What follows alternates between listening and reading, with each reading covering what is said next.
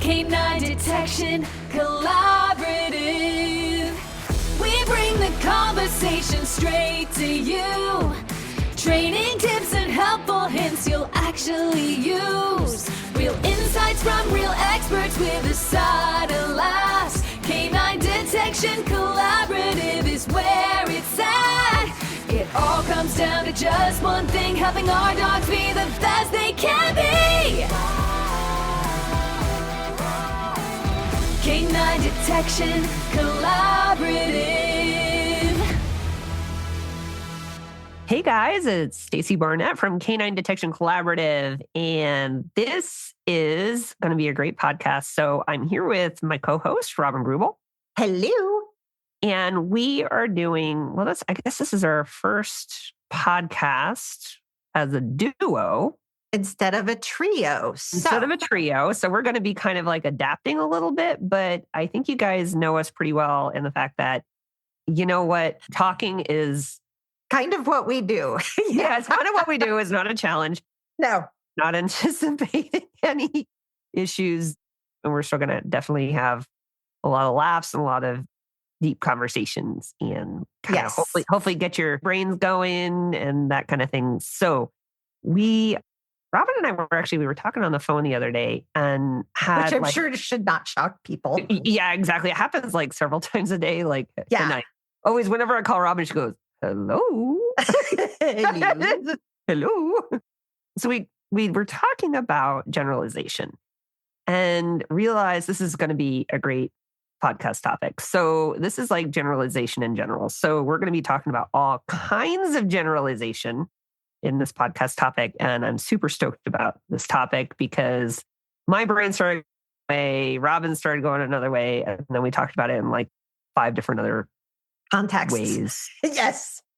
Well, it was one of those things that with the academy students coming over the summer, I saw it from an initial standpoint of odor generalization. Yeah.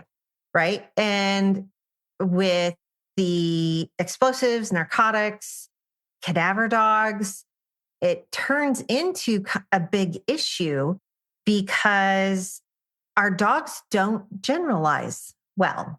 No. We talk about this a lot. You know, does sit mean sit in your backyard? Yeah. As well as your kitchen. But if we start thinking about odors, it's the chocolate cake recipe thing.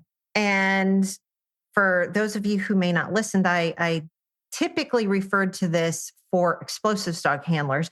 And there's a really nice study out talking about dogs they did a whole study about explosives detection dogs and putting dogs up against the OSAC standard. And when we were talking about this in the Scandinavian Working Dog Institute's Master Trainer Continuing Education Program, actually just yesterday, which is probably a couple weeks by the time this airs, one of the literal things we were talking about is one thing that could have affected the dog's efficacy in that particular study was the fact that they were not familiar with odors. And in the bomb dog world, if we start thinking about, I give Stacy a recipe for RDX and I have a recipe for RDX, the amount of whatever chemical that Stacy puts in her RDX, okay, read in between the lines for chocolate cake, because I like chocolate cake better than explosives. Yeah, I was also going to just say a little caveat. Stacy does not have a recipe for RDX. And neither does Robin. Right. This is, for example only. Right. Little disclaimer, ... Yes. So I give Stacy the recipe for chocolate cake and I have my recipe for chocolate cake. And you say, okay, 4 cups of flour. And because Stacy's an engineer, she's really anal. And she actually does a level cup of flour. You have to sift it first, don't you? Is it sifted flour or is it just like scoop it out of the bag flour? Dude, I'm a scoop it out of the bag flour chick. See, there's the other issue. Right. So Stacy's does sifted flour.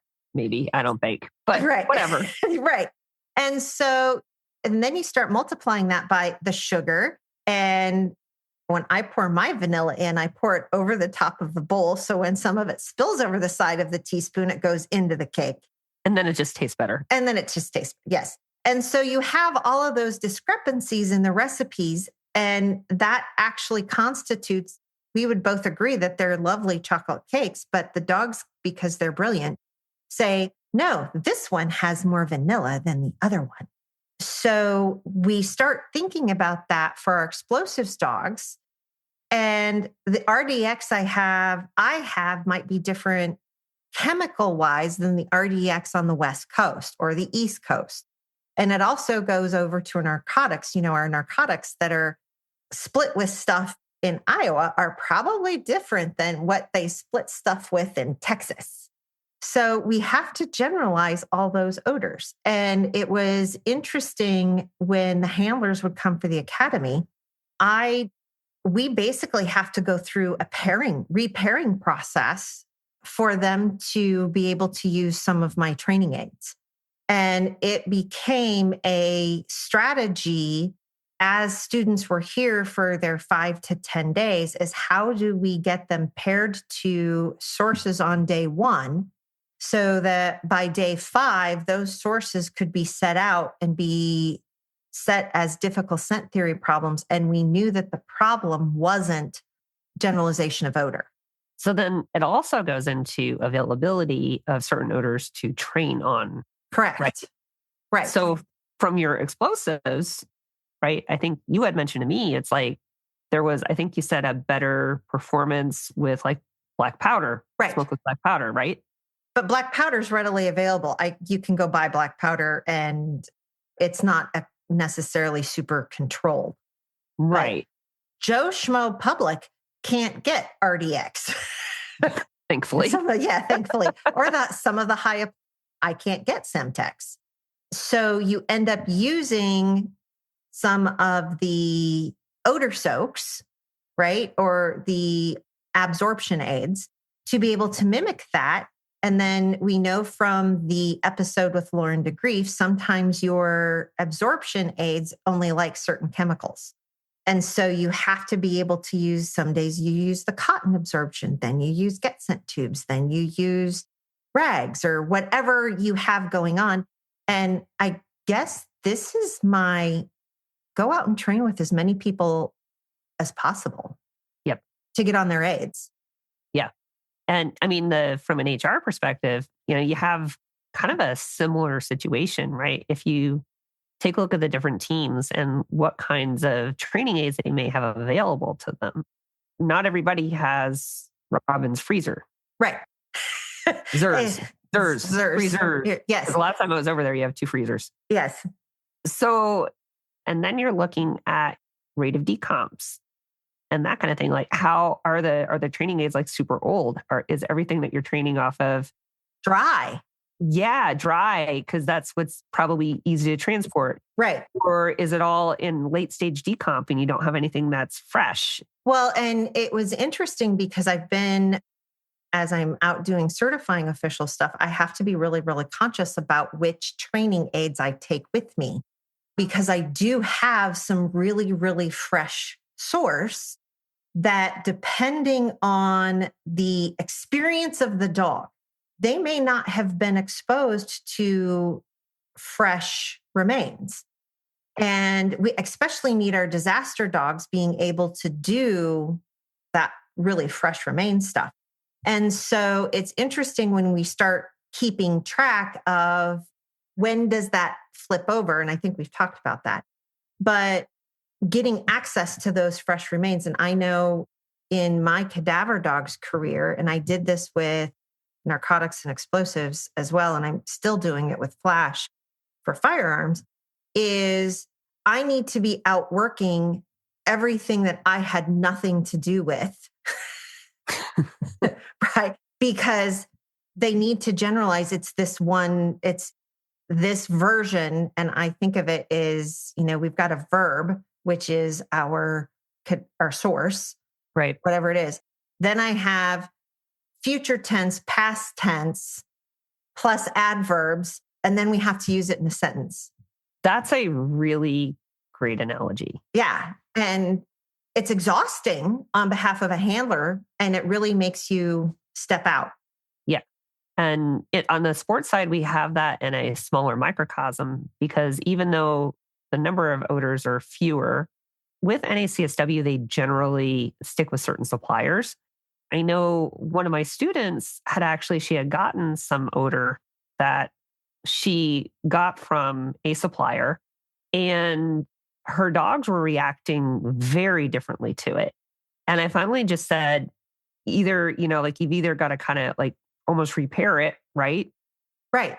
Get the dog either used to that, or if we think that it may just be an anomaly, don't worry about that. Go back to your original supplier. But because with NACSW, they provide the odor directly to the trials.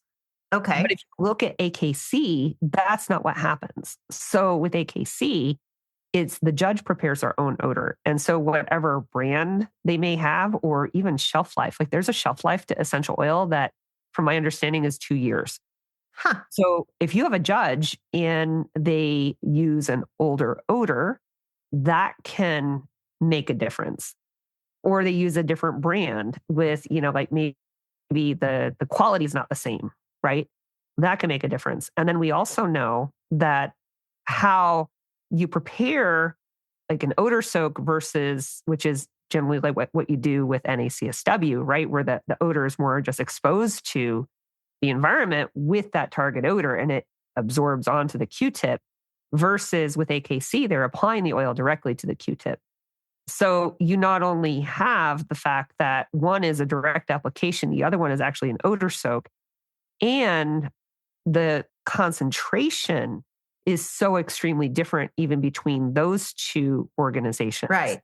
That we don't actually know if an AKC birch, even using the same exact oil, smells the same as NACSW birch. We don't even know if it smells the same, because we do know based off of research that there are some situations where the odor actually smells different at different concentrations. Right. So we don't know the answer to that because we don't have really the dog's nose there, and we don't have the research behind it for essential oil. Right. And so that requires our dogs to have a very large vocabulary. Right. Yeah. AKA generalization. Yes, absolutely. And I know that it's really interesting because I've been coaching a couple of people through the whole concept of directionals and the FEMA style directionals, right? We're not. And I think about the bird dog stuff. This also is, well, it's just anything. But once you get, especially in directionals, once you get some of the initial behaviors down, it's literally take it everywhere. Mm-hmm. And I think that it's because what I've seen a lot as I'm doing evaluations is people don't normally practice, especially directionals, where they train or do their train a lot because they're kind of a pain in the butt to set up. Okay. And it takes a lot of space. Yes, it does take space. Right. But you get to a certain point and the dogs are like, well, we only do directionals in this location. And I have my bases that I know what my bases look like. Right. Collar tables, are they the same color? Right. Some people use spools. Some people use tables. Some people use, whatever else is lying around. Right. Climbs or something. Yeah. And so it's literally getting the dogs, because not only do we see the dogs, okay, they will take the direction. Yep. But then they're like, I can't jump up on that thing. That thing is weird. Yeah. And it comes down to generalizing the dog. No, when I say up, jump up on whatever's in front of you. Trust me, it's fine. Mm-hmm. And that goes back to generalization as well. Yeah. Do you ever see, like, for instance, if somebody, the directionals, and they're doing kind of a more advanced, where it's like, just go out to the tree or something. Mm-hmm. Do you ever see then where it's almost difficult to then go back to a platform? I haven't seen A little bit, because what happens is the dogs are opportunists. Yeah, I'm not going to say they're cheaters, they're opportunists. they are opportunists. Right. And so it's almost once you teach the dog, no, go to the thing and sit next to the thing. Uh-huh. They're like, do I really have to put forth the extra effort to jump up? Oh, so they're like, well, I'm in the vicinity of this, but then, right. Okay. And so it comes down to, if we think about that as a chain of behavior, running to a spot is one thing, and then jumping up on a spot is another behavior. Yes. And so it's one of those things when you start parsing things apart in that fashion. Yep. I can reinforce, and we did this a lot on deployment because we needed a way to reinforce the dogs after a long blank search. Mm-hmm. We would reinforce go outs. Okay. Right? I'm just going to send you out to a thing. Then I might ask you to do a remote sit, and I tweet and I reinforce for that. Mm-hmm. But it's also one of those things to really think about. Our test is basically an obedience function. Right. And it's 25 yards. Right. Can I get my dog to run 50 yards without a base in the middle? So there's generalization all the way over to distance. Yep. Of just keep running till I tell you to stop. Yep. Which is literally what the bird dog people do. And so when we start thinking about this whole generalization, does the dog understand on a go out cue that it means just run forward into space? Yeah. Or pick out some random thing in the distance that you're going to run to until I tell you to stop. So it's kind of really the difference between training for a test and training for application. Yes. You think about it, right? So training for the test is run out to that platform. And jump up and sit there for 5 seconds and then move. Right. And training for application is I'm standing on a rubble pile with you. My body language is messed up because I'm trying not to fall in a hole. Right. And I need you to turn around and go back. And oh, by the way, you can't actually hear me because of the 6 generators going on. So we're doing this all off of body language. Uh-huh. Right. And when you turn around and go back, now I need you to make the intelligent judgment of, are you going to fall off? Are you going to go straight and fall off of something, or are you going to be smart? And go around to go kind of back in the direction I want you to go. And if you refuse, can I, as a handler, read that and be like, okay, I'm going to tell you to go over whichever direction it is, and then direct you to go back. Mm-hmm. And so it turns out to be, can you generalize the chain of commands in different figurations? Fascinating. Right. And that is absolutely training for deployment. Yeah. And generalization is actually an advanced form of stimulus control. Yes. Right? If we think about it, in this circumstance, does XYZ always mean XYZ? Well, which goes back to your TFR. Right. Right? It's generalizing your TFR in every type of situation. And I think you need to put a plug in for an upcoming class that's going to be available. Yes. Actually, it goes out today. Woo! Which is like the middle of November when we recorded this, right? Yeah. So I just launched an area search class. Very cool. And it's based off of the methodology that I have for training a find refind alert, and how I used. Which you used, and I have a couple of other people along the way that have used. Mm-hmm. And it does feature Stacy and Prize, and actually even Stacy and Jack. And it not only is it how you teach the entire search, locate, report chain in pieces, but then the report piece is actually broken out to, here's how you teach a bark alert, here's how you teach a find refind. Right. And I've got worksheets and all sorts of things you can download. And the generalization piece is, not only are you generalizing to the person on the other end, but you're also generalizing back to your handler can do stupid stuff and you still do the thing. Yeah. I mean, I've taken that like kind of to the extreme with prize on the You refund. have, it's kind of fun. It is really, it's been really fun. I get like, okay, what stupid thing can I do? Right. Have my dog still run back and lay down. And the cool part is the way Robin instructs on how to do this is you actually can do all this stuff by yourself and you don't even need to have another person to train your refine behavior. And when I've told people that that's how I trained it, they look at me with this look on their face like, what the heck are you talking about? Right. I'm like, no, seriously, I've put in like hundreds of reps just on the TFR behavior. Right. And I've proofed the heck out of it without even having a person there. Right. And they're like, how is that even possible? And Stacy provides some really nice examples because I'm like, I need a video that shows this, and this. And that's in the class. Yeah. It's one of those things where if we talk about what is generalization, at its core does that stimuli, whether it's odor, whether it's a visual cue, or whether it's a verbal cue or whatever, does it mean that thing in every location and in every variation of it? Yes, which is stimulus control. Right, which is stimulus control. Yeah. So I had like this really good, oh my gosh, we have to talk about this too, but it sorry, just like disappeared. I probably took you down a rat hole. It's okay.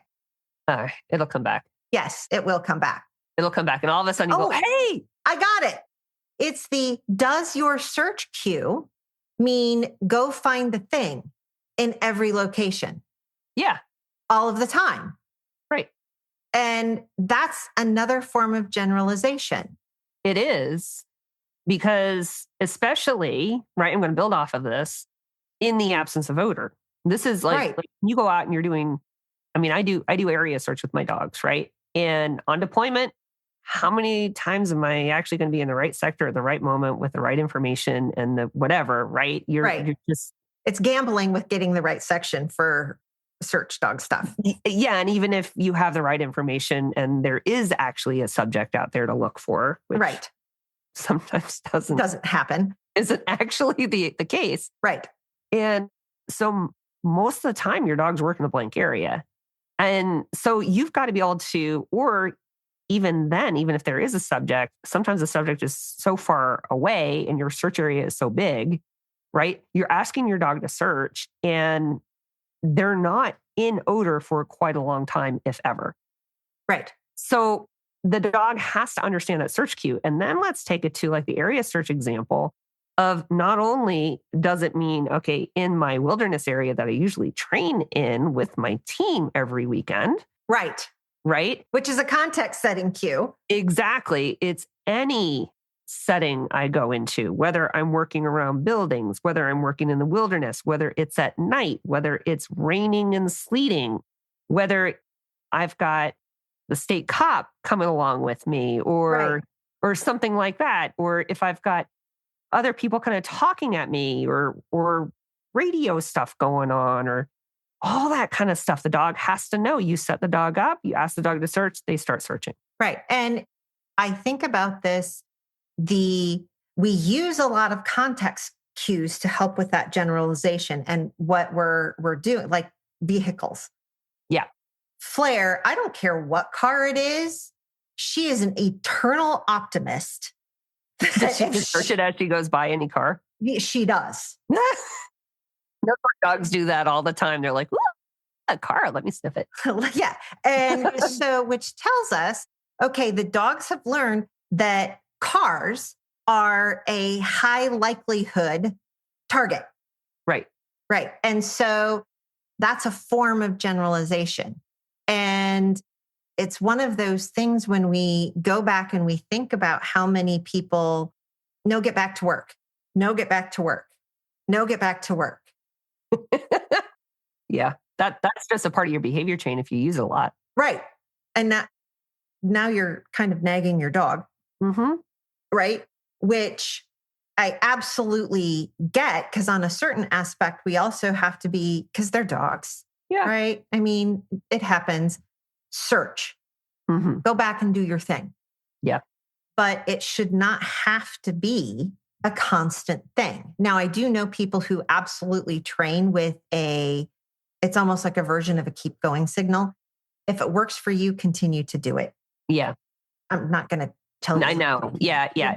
This is not an argument of methodology or No, how you work, whatever. this is a go train in all sorts of places. Yeah. And especially so I want to kind of also talk about this for the nose work folks, which is huge, right? Because a lot of these dogs, these are not, for the most part, these are not working bred.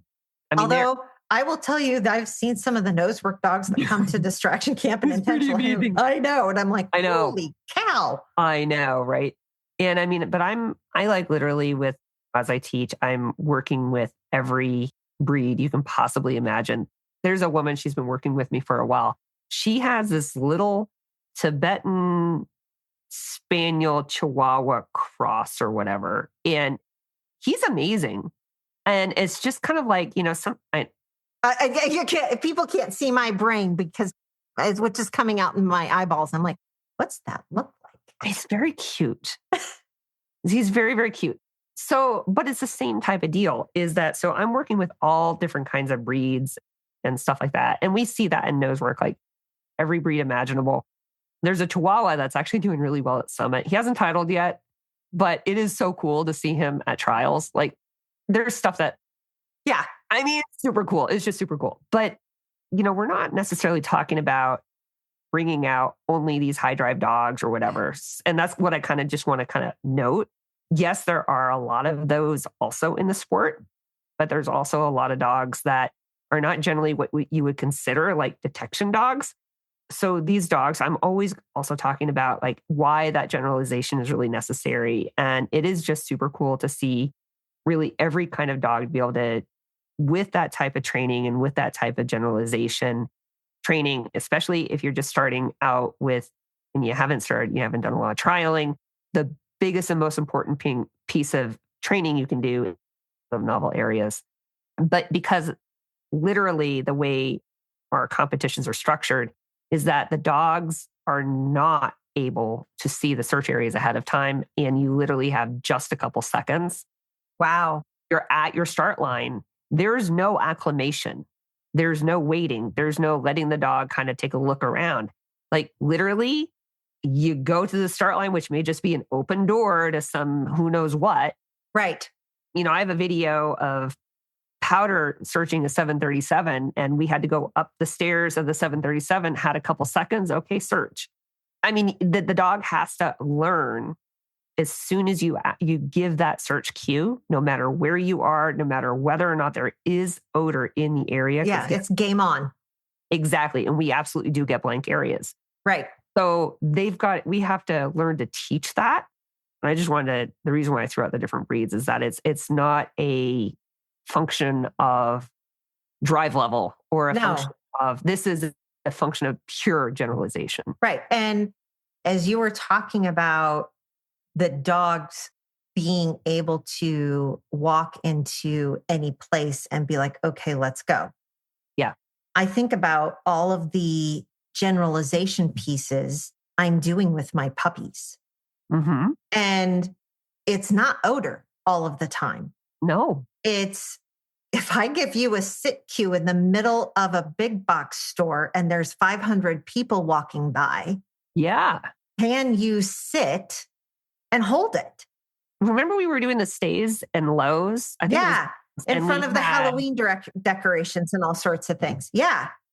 We had the couple of the puppies and they were doing sit stays, down stays, and all sorts of things. Oh gosh, they were 4 months old? Yeah. They were bitty. And I know I had to put down a rug because I think I asked Mako at the time to do a really long sit and his feet started sliding out from underneath him because... Oh, he's tiny. Yeah. Because he doesn't have the core strength to hold a sit. Right. Right. And so if you're talking about, can you get your dog out of the car and they know it's loose leash walking? Yeah.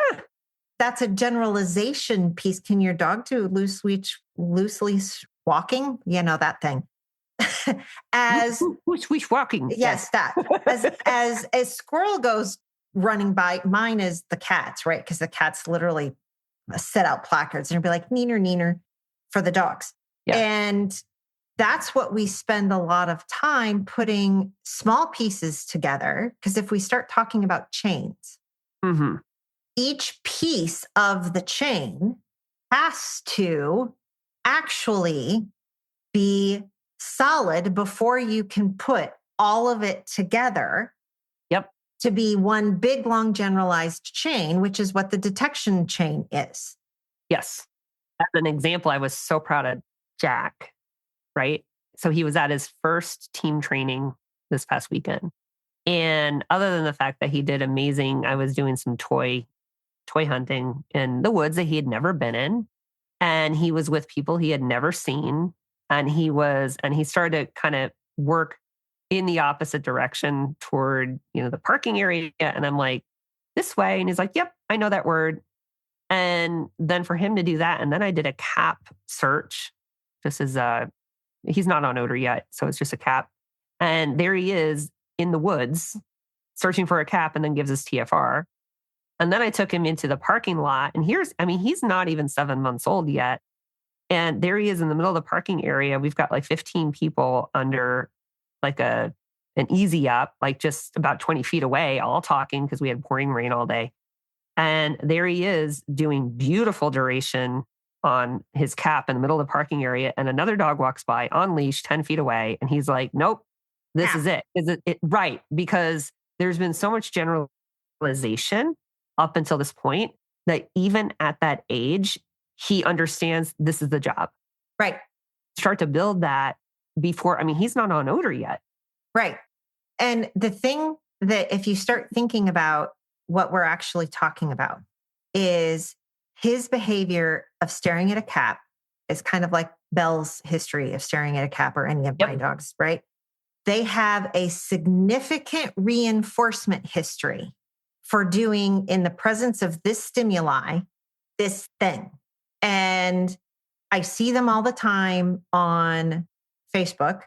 On deployment, my dog is not as motivated to search as they are in training. Or I get to this location and my dog self-employs doing other things. Mm-hmm.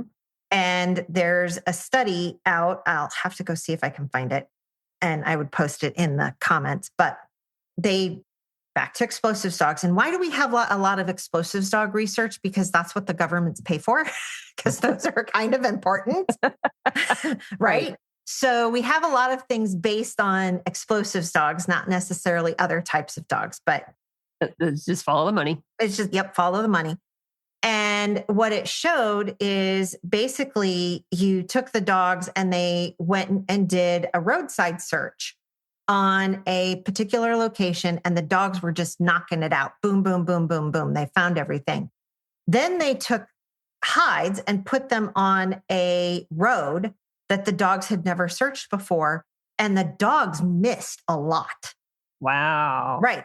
And so it all goes back to expectation. Does the dog expect to find something? Mm-hmm. And stimulus control. And so, which, in order to do some of the tasks we're asking our dogs to do, our reinforcement system has to be good enough to reinforce the animal for playing the stupid game that we want it to play. I think that is something that you chase all the threads back, right? Mm-hmm. Dog training's, it's simple, but not easy. Well, is it simple? It's a moving target. That is a moving target. It is a moving target, which makes it always, because it's always based off of like observation and response. It's kind of like, you set up, you have specific training objectives, I hope. And, you set up your problem and then you observe what the dog does and then you adjust, right? Right. What do you do when you're at a location and your dog self-employs? I mean, you've given it its search cue or your go hunt, go find cue, and it's like, meh. Oh, you mean like immediately? Yeah. I mean, I think about this, and I think about this with the puppies, right? Yeah. Mm-hmm. Because hopefully by the time I've gotten to at least putting them on Odor and everything, they have an understanding of what Right. what I'm asking them to go do. And right. then that doesn't generally happen. Right. But I think about, I want to give some real life training expertise Okay. and suggestions to people who have dogs Mm-hmm. that maybe they don't have the opportunity to go out and place their nose work hides in all sorts of weird places.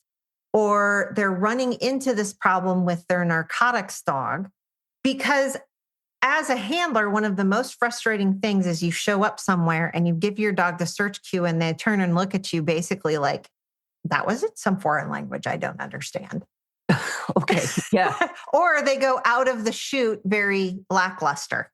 So I've actually had situations where I've seen Powder, which is come, like I put her on I'm training, I put her on a start line, and she does not look like Powder like coming off the start line. And she's looking like she starts like it looks almost like scavenging behavior, which is really just her indication that she's not in the right arousal state to search and she's just not focused. What I do is I restart. I get the dog engaged. I pull her, I stop it, get her engaged, restart, poof, she starts searching. Awesome. And, so, yeah, it's all about clean behavior chain. Right. Right. So what I don't want to do is if you're in a situation, I think this would be my thoughts, is that if you're seeing this and it's on a fairly consistent basis, it means that the training that you've done is fairly consistently where the dog is not necessarily engaged or not necessarily focused before you ask the dog to search. So you end up having to re-cue and you end up having to kind of compensate and manage to try to get the dog into frame of mind. And for me, I'm like, if I see that I have to have that kind of situation, it means I need to stop that behavior chain. I need to get that dog in the right mindset and then restart the behavior chain. Because the more you practice that, the more you're going to get that. Agreed. One of the things that it goes back on reflecting that whole chain, if I routinely have that come up, is it because I'm setting my hides above my dog's pay grade? Oh, yeah. And they can't, it becomes really difficult for them to A, solve the problem. Yeah. Or B, I'm not paying enough for them to play the stupid game. Or C, the problem's not too hard, but the areas that you're trying to train in are always too distracting. Correct.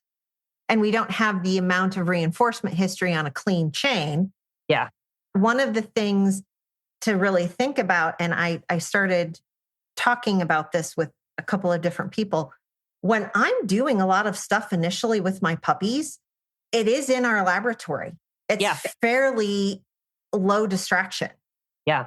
And we get a really good idea of what's going on. And then we start generalizing really fast. Yeah. But I also think when I first take that whole detection chain, where do I go? Big box stores. Yeah. Because they have clean floors. Yeah.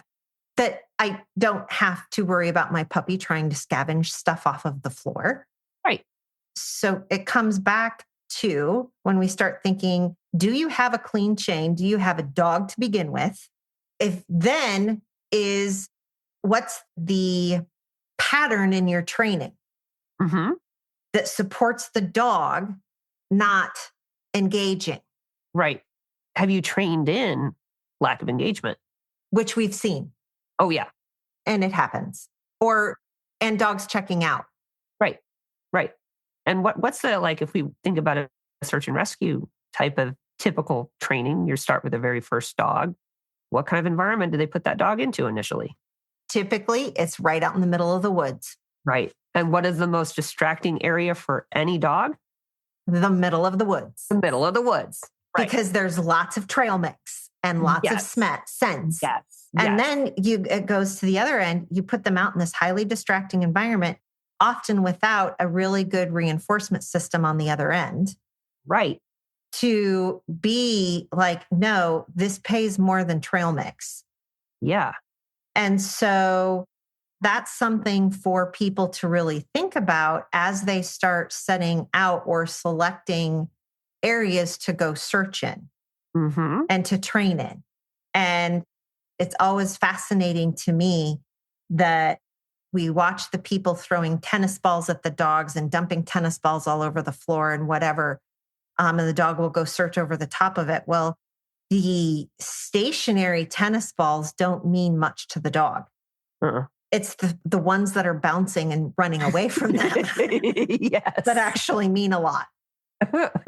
And then we also understand that there's been a whole bunch of training on the dog to get the dog understand that the contingency for reinforcement is holding the behavior or completing the search chain. So it looks really cool online. And I do the same thing because people like seeing stuff like that. But that's like a finished behavior. Yes. Yeah. We don't do that to begin with, people. No. This is a look how cool I am.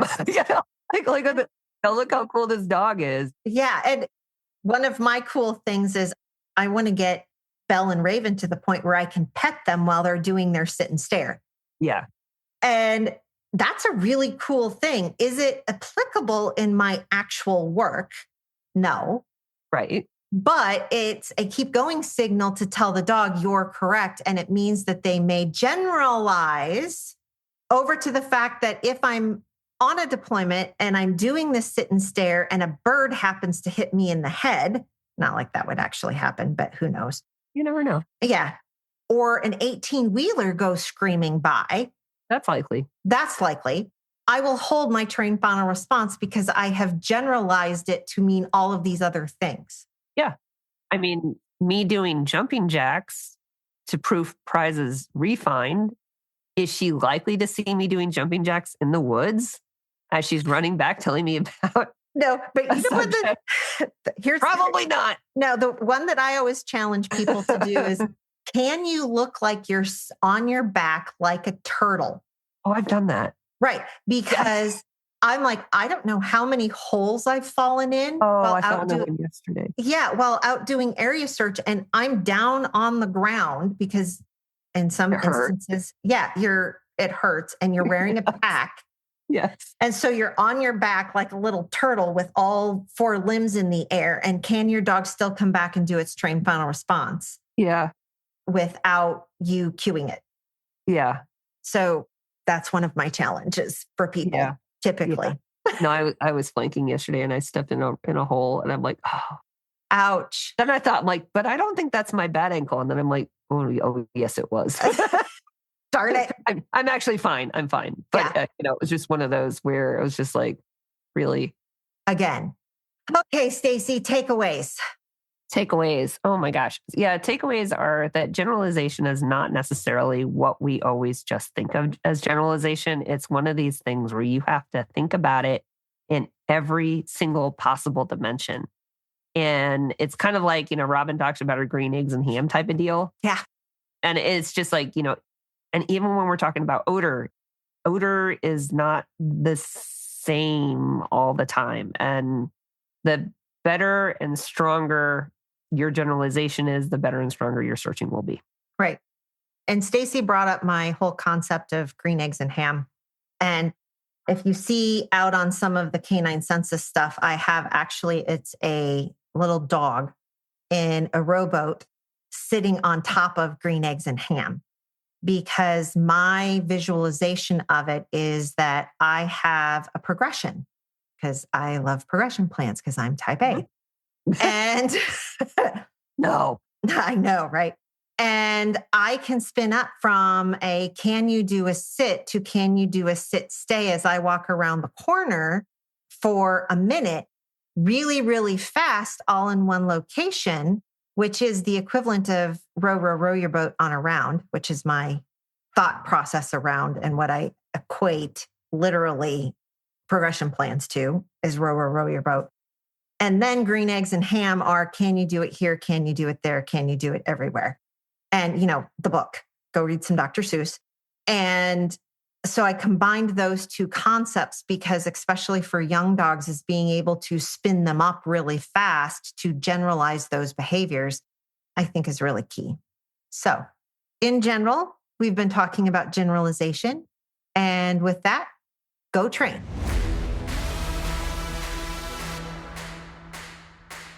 Canine detection, collide.